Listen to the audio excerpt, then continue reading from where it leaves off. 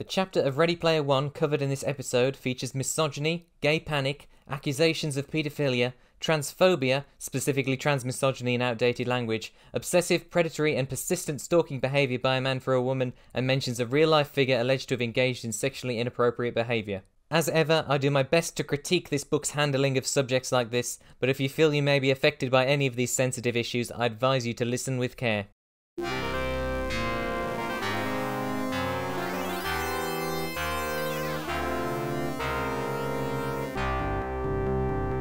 Welcome back to Ready Player None, the only podcast that says, hey, you're doing great. We're following on from the last chapter, in which Wade managed to rent out an apartment during the length of a bus journey. Having travelled to Columbus, Ohio, where he can get a better internet connection, Wade vows to never leave his apartment until he's found the egg.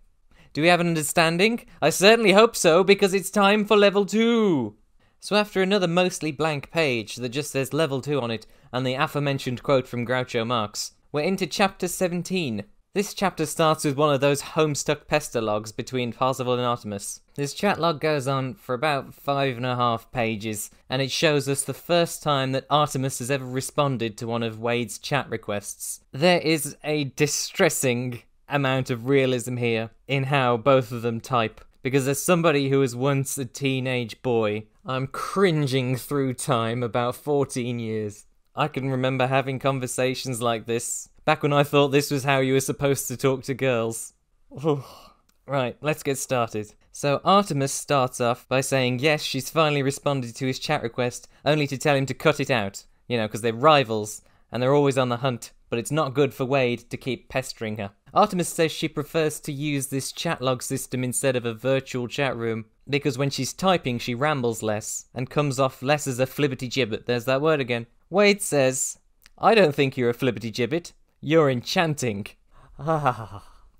Artemis is like, did you just say that? Wade's like, I really said it. Artemis is like, you're full of crap. Wade's like, but you are enchanting. Okay. I don't like this. I don't like this. They talk about Wade's fame and how nobody knows his secret identity. Artemis says he's like a secret rock star. Apparently there's been a Saturday Night Live skit about them, in which Wade's portrayed as an unwashed geek and antisocial nutjob. And we get on to the topic of gender. So apparently everybody thinks Artemis is a man in real life. That's how she's being portrayed by the media. That's because most gunters are male, and they can't accept the idea that a woman has beaten and or outsmarted them. Ernest Cline's idea of feminism is mansplaining male privilege to the female character. So you're telling me, definitively, that you were a female? IRL? A female. A female. Red flag. Hashtag red flag. After analysing the available data, I've concluded that you must be a female. Why must I? Because I don't want to find out that I've got a crush on some 300-pound dude named Chuck who lives in his mother's basement in suburban Detroit. Hashtag gay panic. This really is an 80s throwback. But this is the first time Wade's told Artemis that he's got a crush on her. And she says if she was still a woman who was 300 pounds and living in a basement, would he still? Artemis says he's got obvious boy vibes. Seeing the rest of this conversation, I agree. And Wade admits that he's been cyber-stalking her for years, ever since reading her blog. She goes on about how their simulated personas are not really accurate reflections of what them could be in real life. They're just sides of themselves that they choose to show to people. Wade says, well, I liked that side, and if you showed me your other sides, I'm sure I'd like those too. Ugh, no. Wade says he'd never demand to see a photo of Artemis in real life, and in turn he'd never proffer to show her one of him. His stated reason, the female of the species has always found me repellent. Oh, there are people out there who actually talk like this. I don't find you repellent. Of course not. That's because you're an obese man named Chuck who likes to chat up ugly young boys online. I'm gonna have to record a trigger warning for this later, aren't I? Wade says he imagines that Artemis looks like her avatar in real life. You're kidding, right? That's the first rule of online romances, pal. No one ever looks anything like their avatar. When Wade says he hopes for an online romance, Artemis tells him she doesn't have that kind of time. My cyber porn addiction eats up most of my free time. Same. So even though they both should be trying to hunt the egg right now, Artemis is asking him questions about himself. Does he have a job? Is he in high school? Does he have time for an online romance? When Wade says he's going to graduate high school next week, Artemis says, you shouldn't reveal stuff like that. I could be a Sixer spy trying to profile you. Imagine. Oh, this is the episode where I'm going to talk about my Artemis as a Sixer spy theory at the end. Oh, wait for that. Wade refuses to answer any more questions until Artemis starts answering some of his. So they try and do a back and forth type of thing, taking turn answering one question each. Artemis says she's 19 years old and in college studying poetry and creative writing. And when Wade quips that she's an older woman, compared to his 18 years old, she says, "If I am a woman." And here we go again. Artemis asks how well he knows H. He said he's known him for 5 years. Now, spill it. Are you a woman? I don't even want to read this next sentence out. It's repellent. And by that I mean, are you a human female who has never had a sex change operation? What the fuck? Jesus Christ. Ernest Cline's self-insert being openly transphobic, and it's not even challenged. Artemis's only response is that it's a very specific question, and that I am, and always have been, a human female. This is something I've just looked up while I was recording this because I don't want to mishandle this in any sort of way. So the main character of this book is openly transphobic in this one point, and the transgender topic doesn't come up ever again. He's not challenged on his views at this or any other point in the narrative. The protagonist is supposed to be the relatable character. He's supposed to be the one with whom we go on the journey. We, the reader, are taught that this is an okay thing to believe. I'm just stunned. I'm just really annoyed. I'm even actively angry. Oh my god. If your main hero is never condemned for atrocious actions, then you and your narrative are part of the problem.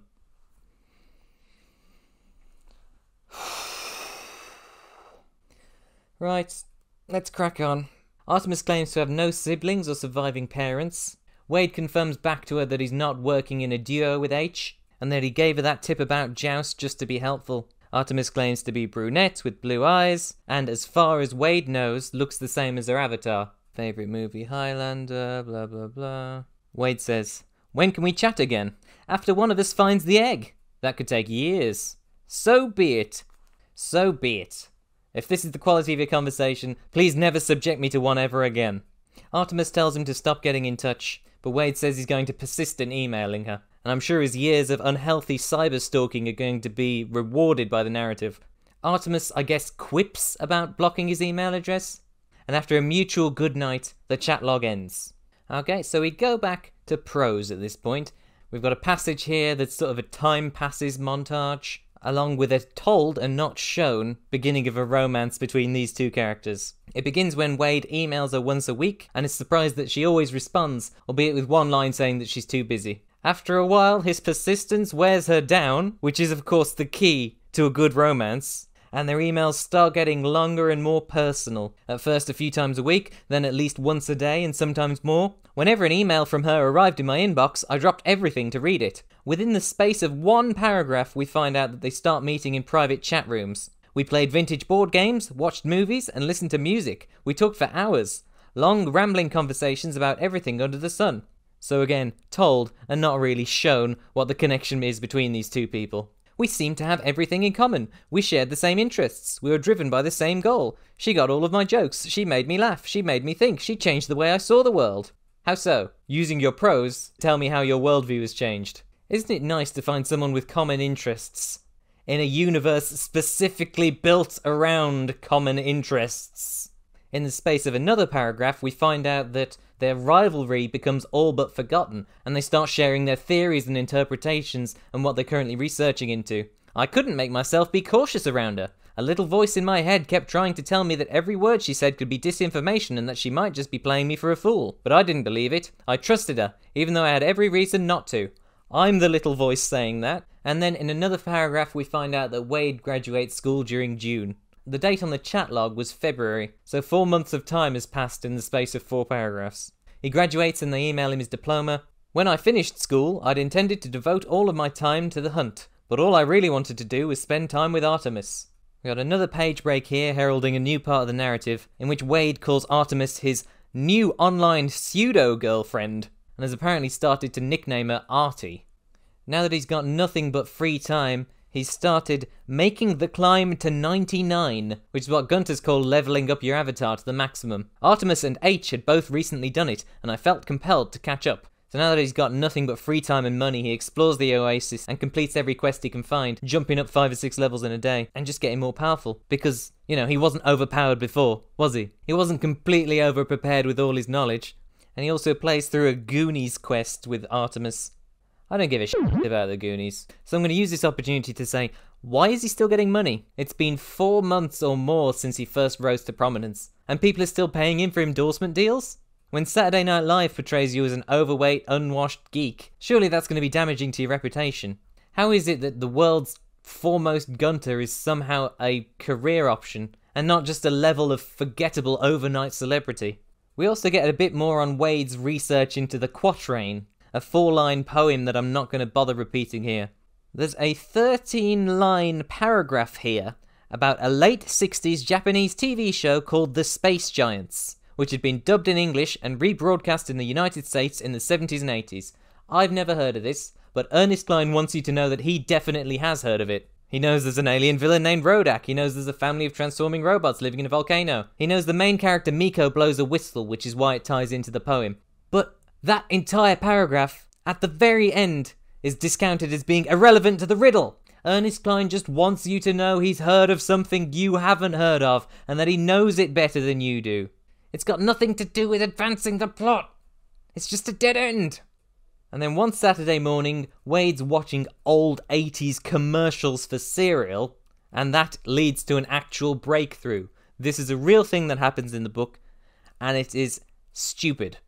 So, inspired by seeing Cap'n Crunch, an American cereal mascot, he figures out the connection between the first and third lines of the quatrain. The captain conceals the jade key, but you can only blow the whistle.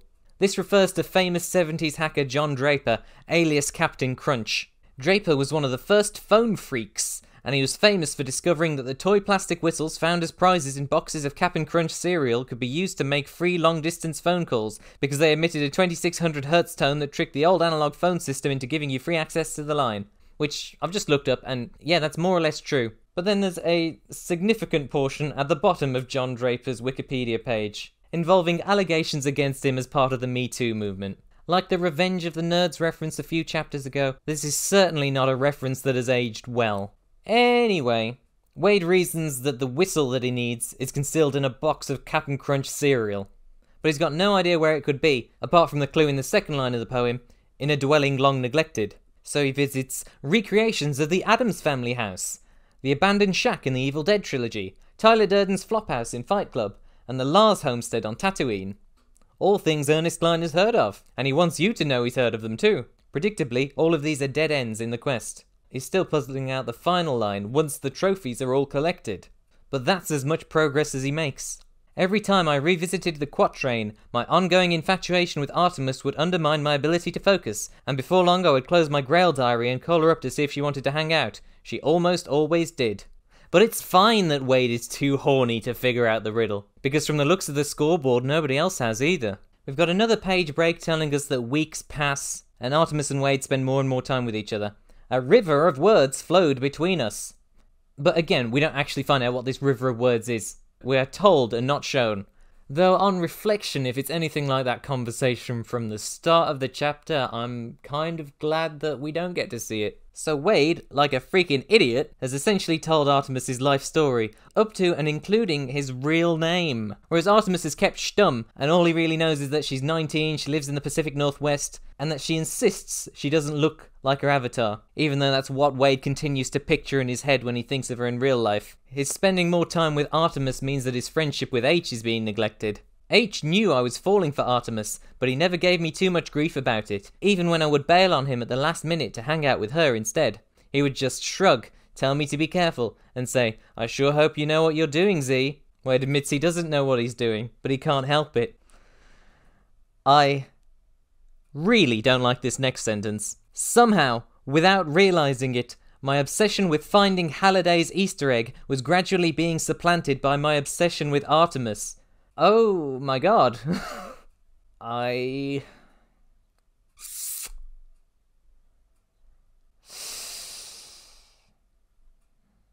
Now they start going out on what Wade calls dates, in quotation marks, because clearly that's how he thinks of them, and it's not the mutual consensus between them that that's what they are. Wade tells Artemis he no longer cares if the Sixers know that he's alive and if they try to attack him in the Oasis. And now that he's reached 99th level, he feels invincible. Maybe I was just trying to impress Artemis by acting fearless. If so, I think it worked.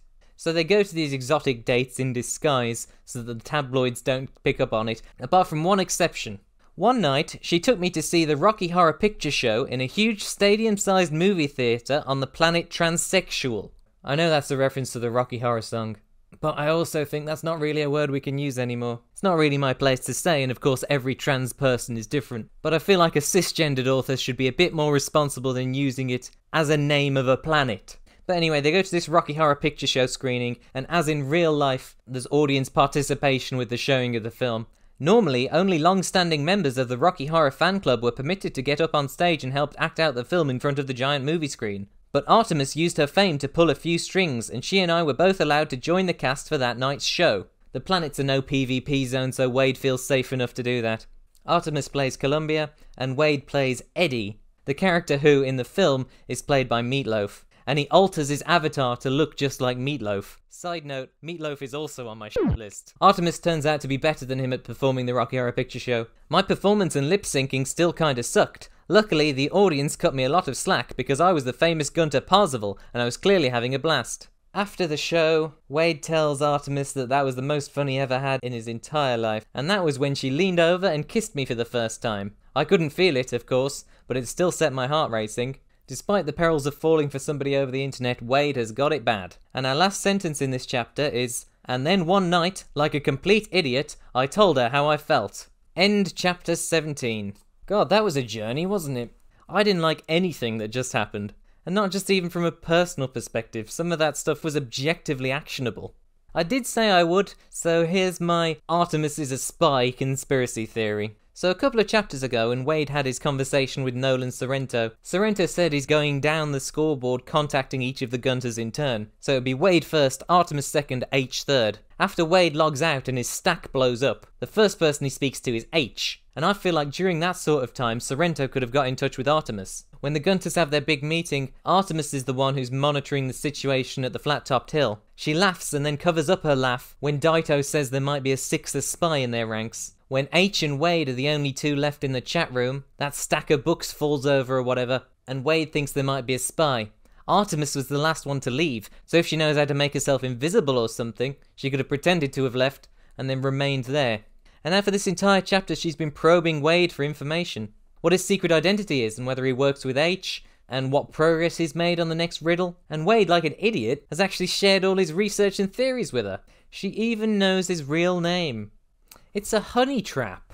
And the final nail in the coffin, and this one's a little bit more subjective, but she's going along with Wade despite the hundreds of red flags he's demonstrating. So either she's doing that because she's been instructed to, as part of the Sixers' plan to extract information, or she's just a poorly written female character, and the jury is definitely out on that one. I absolutely hated that chapter. I was going to record 2 episodes today, but after that, I'm not going to do another one now. That's a good place to stop, I think. What a terrible, terrible protagonist. If you liked my speaking out against regressive opinions and want more of it, you can follow me on Twitter at @TheLastGherkin, or follow the show on Twitter at @RPN_pod. You can watch along with subtitles on YouTube, The Last Gherkin, or get an MP3 download at thelastgherkin.podbean.com. Till next time, trans rights are human rights.